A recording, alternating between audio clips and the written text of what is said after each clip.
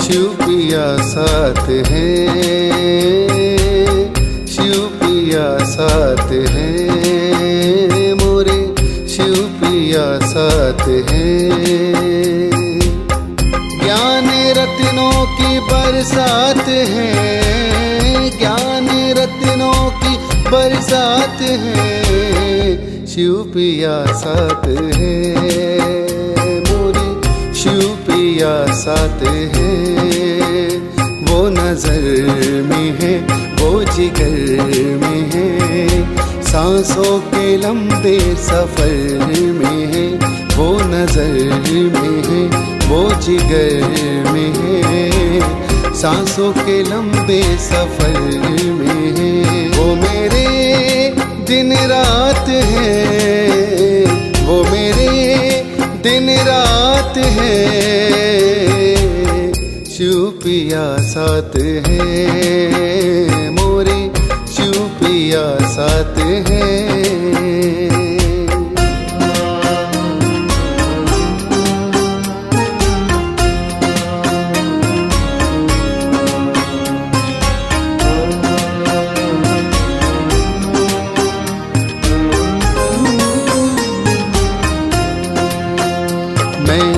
बन के नाचूं मोरनी, वो मेरे मन मोरे हैं। मेरा मन मधुबन है, वो मेरे चित्त चोर हैं। कभी राधे बनाए बनाए किशन, कभी राधे बनाए बनाए किशन, उनसे ही जुड़ा है ये सारा जीवन। उनकी यादें ही मेरी सौगात हैं, शिव पिया साथ है, मोरे शिव पिया साथ है।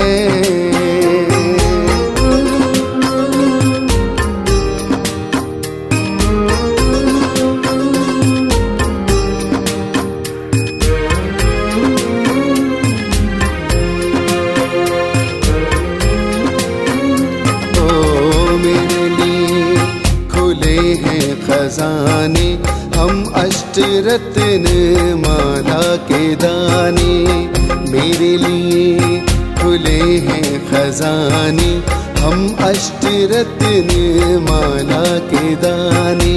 वो मेरे शिव हैं, मैं उनका शंकर, एक न जानो है हम में अंतर। मेरा जन्म मरण का चक्कर, मेरा जन्म मरण का चक्कर, वो सदा शिव अमरनाथ है, शिव पिया साथ है, शिव पिया साथ है, मोरे शिव पिया साथ है।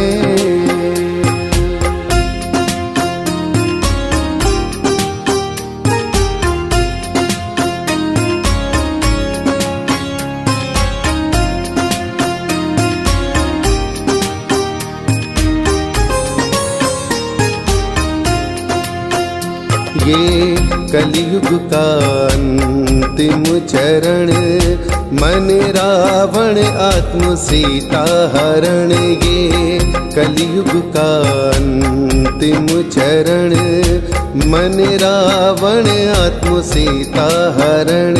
यहाँ झगड़े की जड़ ये तीन है, यहाँ झगड़े की जड़ ये तीन है।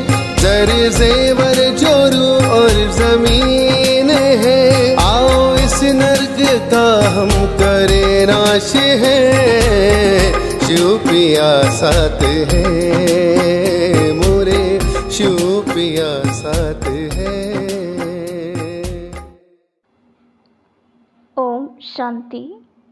14 जून 2023 प्यारे बाप दादा के मधुर महावाक्य।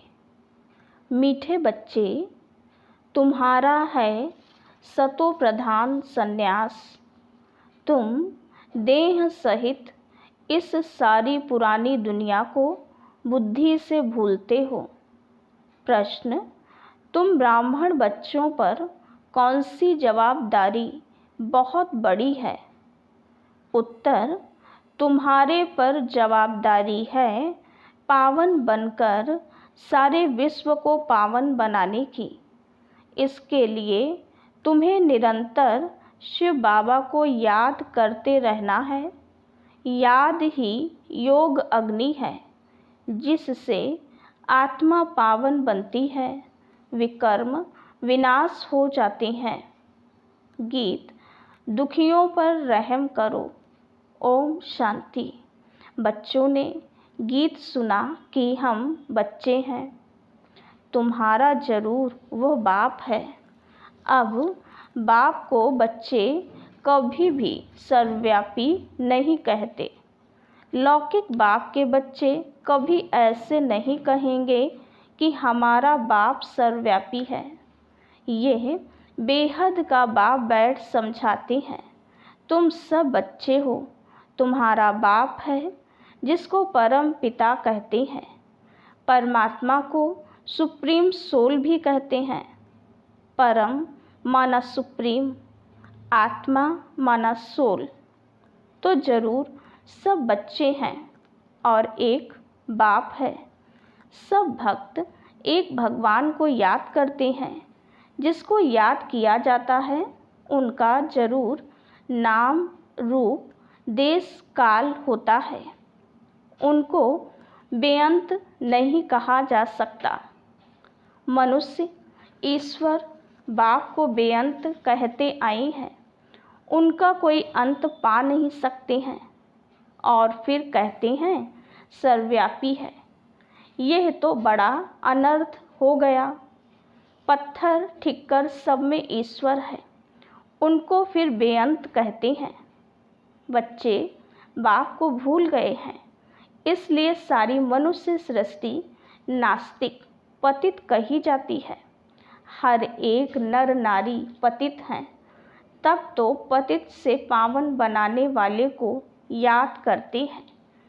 इस दुनिया में कोई को भी महान आत्मा नहीं कहा जा सकता। पवित्र आत्मा पतित दुनिया में हो नहीं सकती।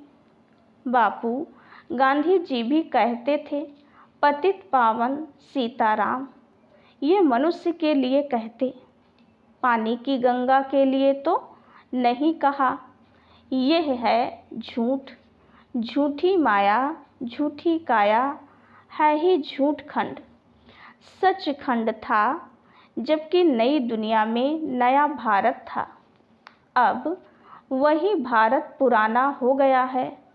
भारत जब नया था तो उनको स्वर्ग कहा जाता है, जिसको 5000 वर्ष हुए। त्रेता में 2 कलाएं कम हुई। इस समय तो कलयुग है। इनको कहा जाता है पुरानी दुनिया। पुरानी दुनिया में पुराना भारत। वर्ल्ड नई भी होती है तो पुरानी भी होती है। अब है पुरानी दुनिया। सब मनुष्य नास्तिक हैं, इसलिए दुख धाम कहा जाता है। फिर इस दुख धाम को सुख धाम तो एक ही बाप बना सकते हैं। भारत जो पावन था पतित बन गया है। जब प्योरिटी थी तो पीस, प्रॉस्पेरिटी थी। भारत की आयु एवरेज बड़ी थी, अभी तो बहुत छोटी है। भारत रोगी कब से बना है दुनिया नहीं जानती। ऐसे नहीं कहेंगे कि परंपरा से रोगी हैं। भक्ति शुरू ही द्वापर से होती है। कलयुग का जब अंत होता है तब बाप आकर ज्ञान देते हैं। ज्ञान है ही ज्ञान सागर के पास। ज्ञान का सागर, नॉलेजफुल, यह उस बाप की ही महिमा है। मनुष्य सृष्टि का बीज रूप है। सर्वव्यापी कहने से बाप बच्चे का लव नहीं रहता। यह है ऑर्फन दुनिया। सब आपस में लड़ते रहते हैं,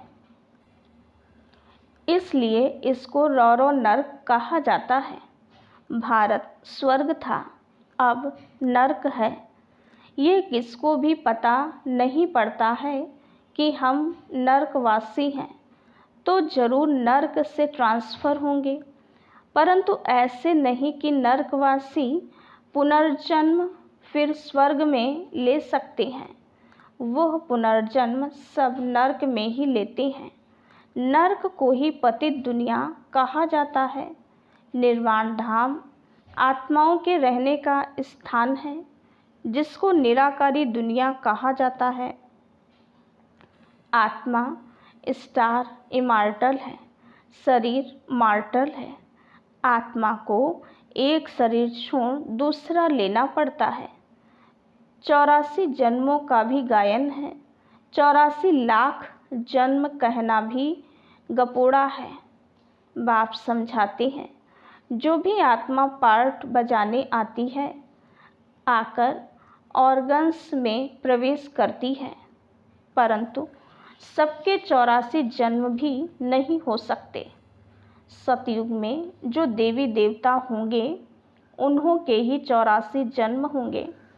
बाप कहते हैं, आगे भी कहा था, तुम अपने जन्मों को नहीं जानते हो, मैं बतलाता हूँ।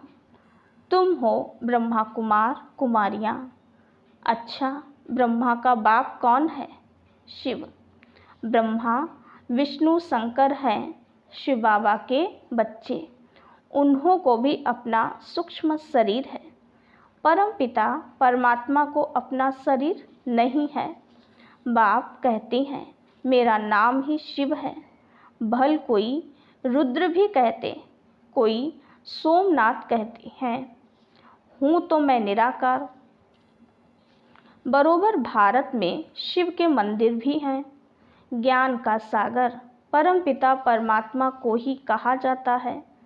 श्री कृष्ण को नहीं कहेंगे, वो तो सतयुग का प्रिंस है। उनमें यह आदि मध्य अंत का ज्ञान नहीं है। सतयुगी देवताओं में भी यह ज्ञान नहीं है। तुम जानते हो, अभी हम हीरे तुल्य बन रहे हैं। परम पिता परमात्मा के सिवाय कोई राजयोग सिखला ना सके। श्री कृष्ण को परमात्मा नहीं कह सकते। परमात्मा सिर्फ एक निराकार को ही कहा जाता है। उस बाप को ही सब भूले हुए हैं। इस समय सब पतित तमोप्रधान हैं।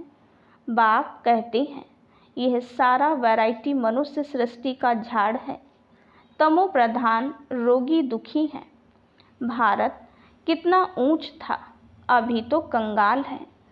शास्त्रों में तो कल्प की आयु ही लाखों वर्ष लिख दी है। समझते हैं कलयुग को अभी 40,000 वर्ष चलना है। बाप समझाते हैं, यह है घोर अंधियारा। अब ज्ञान सूर्य प्रगटा, अज्ञान अंधेर विनाश। बाप है ज्ञान सूर्य, वो आकर अज्ञान घोर अंधियारे को मिटाते हैं। अभी है ब्रह्मा की रात। सतयुग त्रेता को ब्रह्मा का दिन कहा जाता है। तो तुम हो ब्रह्मा कुमार कुमारियाँ, ब्रह्मा के बच्चे। ब्रह्मा तो विश्व अथवा स्वर्ग का रचयिता नहीं है। निराकार हेवनली गॉड फादर की ही महिमा है। वो बाप ही आकर राजयोग सिखलाते हैं। बाप कहते हैं, हे बच्चे, आत्माओं से बात करते हैं। आत्मा ही सब कुछ सुनती है, धारण करती है और संस्कार ले जाती है। जैसे बाबा ने समझाया है, लड़ाई के मैदान में मरते हैं तो संस्कारों अनुसार जन्म ले, फिर लड़ाई में चले जाएंगे। इस समय सबकी आत्माएं तमोप्रधान हैं। सब एक दो को दुख देते रहते हैं। सबसे बड़ा दुख कौन देते हैं? जो तुम्हें परमात्मा से बेमुख करते हैं। इसलिए शिव बाबा कहते हैं, बच्चे तुम उन सब को छोड़ो। गॉड इज़ वन कहा जाता है। तुम सब ब्राइड्स हो, मैं हूँ तुम्हारा ब्राइड ग्रूम। हे सजनिया, तुम बिल्कुल लायक नहीं हो स्वर्ग में चलने के लिए। माया ने तुमको बिल्कुल नालायक बना दिया है। यह है रावण राज्य। सतयुग में है राम राज्य। राम शिव को कहा जाता है। अभी तुम हो ब्राह्मण, परमपिता परमात्मा जो स्वर्ग की स्थापना करते हैं, उनसे तुम वर्षा ले रहे हो। भारतवासियों को स्वर्ग का वर्षा मिल रहा है। कलश माताओं पर रखा है। माता गुरु बिगर किसका कल्याण नहीं होता। जिसके लिए गाते हैं त्वमेव माताश्च पिता त्वमेव, उनको फिर सर्वव्यापी कहना कितनी बड़ी भूल है। मात पिता को फिर बेअंत कह देते हैं। गाते भी हैं तुम मात पिता हम बालक तेरी, तुम्हारी कृपा से सुख घनेरे।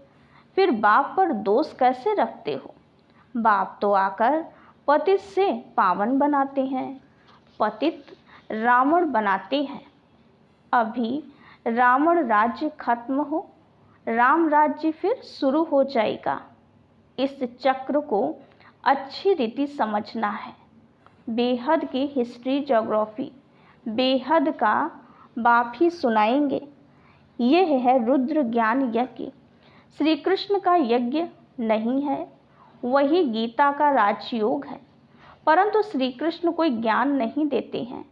यह है रुद्र शिव भगवानोवाच। रुद्र ज्ञान यज्ञ से ही विनाश ज्वाला प्रकट हुई है। अब तुम बच्चे आए हो मात पिता से स्वर्ग का वर्षा लेने। यह कोई अंधश्रद्धा नहीं है।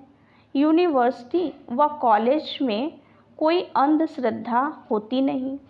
यहाँ पर अंधश्रद्धा की बात नहीं। तुम बाप से बेहद का वर्षा लेने मनुष्य से देवता बनने आए हो। यह गॉड फादरली यूनिवर्सिटी है। बाप समझाते हैं यह भारत दैवी राजस्थान था। हीरे जवाहरों के महल बनते थे। भक्ति मार्ग में भी सोमनाथ का मंदिर कितना बड़ा बनाया है। उनसे पहले क्या होगा। अभी तो भारत कंगाल है। फिर सिरताज बनाना बाप का ही काम है। अभी तुम बच्चे जानते हो हम माता पिता के सम्मुख बैठे हैं और 21 जन्मों का सुख पा रहे हैं। बाप कहते हैं हे आत्माओं, अब तुम मुझे याद करो। मैं तुम्हारा गाइड और लिबरेटर हूँ। वर्ल्ड की हिस्ट्री ज्योग्राफी कैसे रिपीट होती है, यह तो बच्चों को समझाया जाता है। इसमें अंधश्रद्धा की तो बात ही नहीं। तुम्हारा है सतो प्रधान बेहद का संन्यास। तुम पुरानी दुनिया को बुद्धि से छोड़ते हो। इसलिए बाप कहते हैं सर्वधर्मान परित्यज्य मामेकम शरणम व्रज। देह सहित देह के जो भी संबंध हैं सबको भूल अपने को अशरीरी आत्मा समझो। बाप कहते हैं इस देह का भान छोड़ो। मुझ बाप को याद करने से ही तुम्हारे पाप भस्म होंगे। निरंतर मुझे याद करो और कोई उपाय नहीं।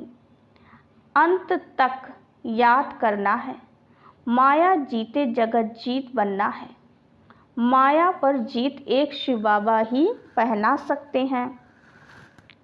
अच्छा, अब बाप शिव शक्तियों द्वारा भारत पर अविनाशी बृहस्पति की दशा लाते हैं।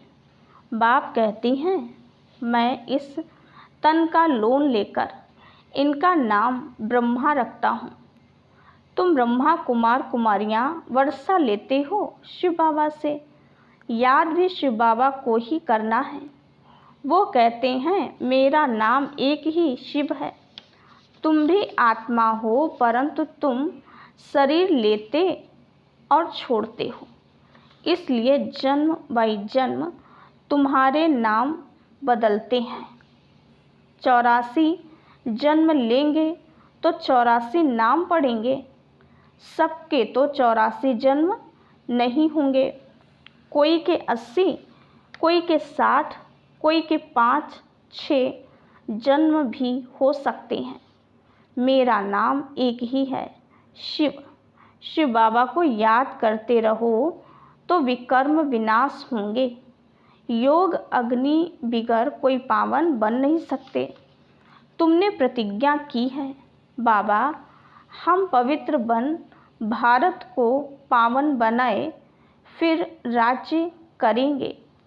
शिव बाबा को याद नहीं करते तो गोया अपने को पतित बनाते हैं।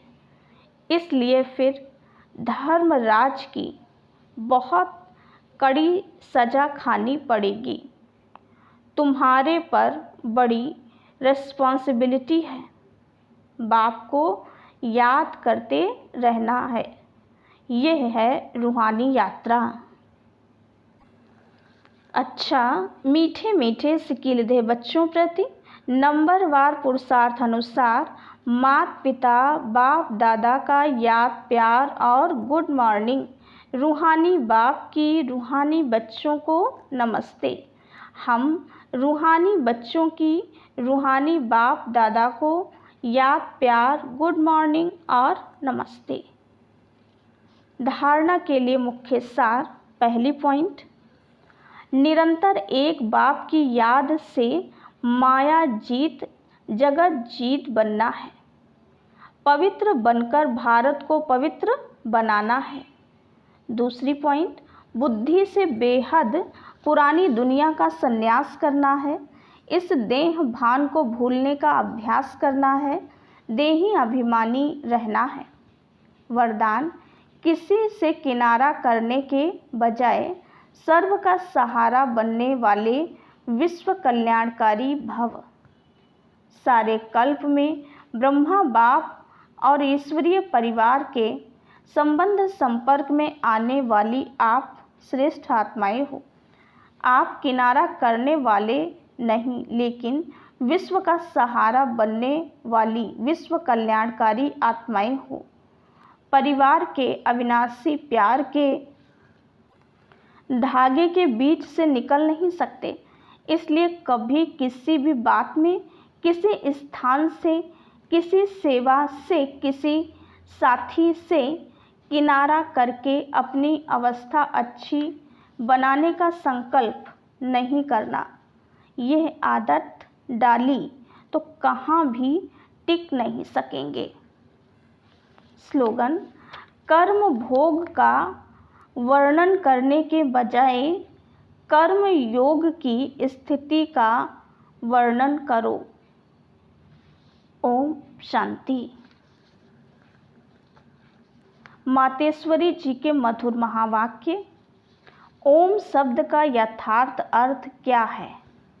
जब हम ओम शांति शब्द कहते हैं तो पहले पहले ओम शब्द के अर्थ को पूर्ण रीति से समझना है।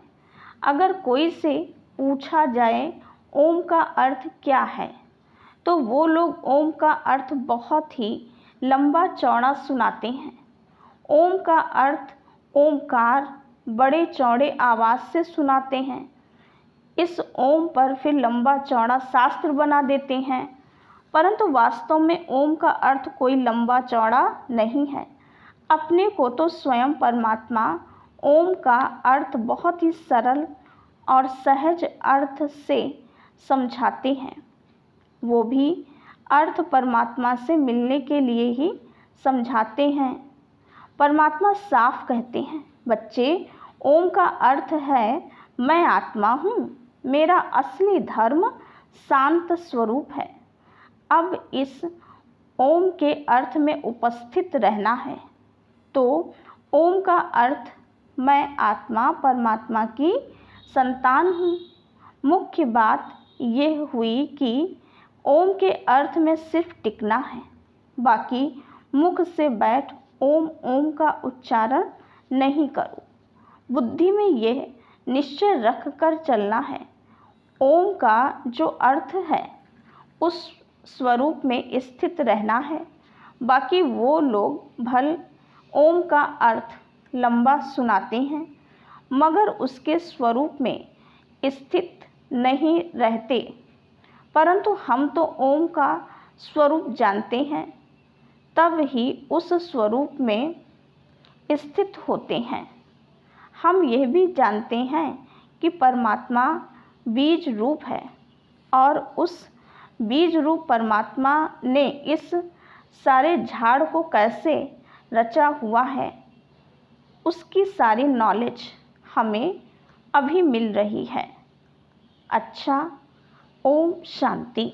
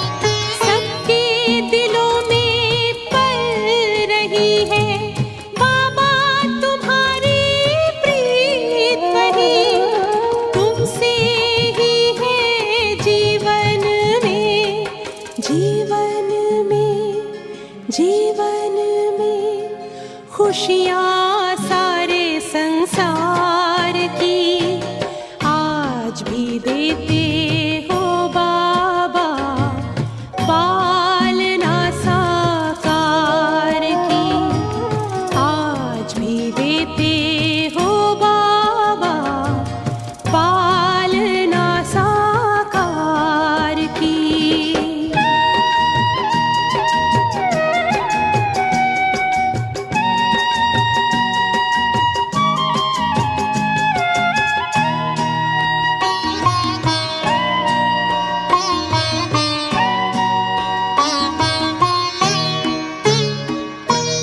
सेवा